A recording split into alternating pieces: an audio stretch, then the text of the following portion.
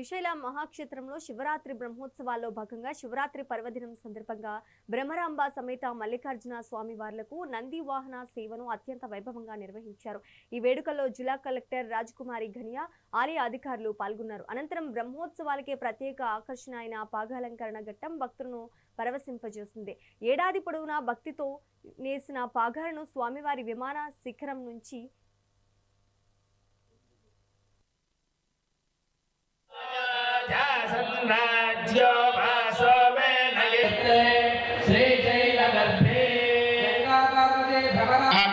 श्री महागणाधिपसिद्धिरस्तु यज्ञेन यथा संभवम् आकलशेषत्रयं संभाव्य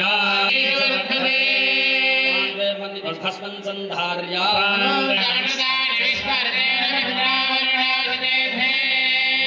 क्षीरम्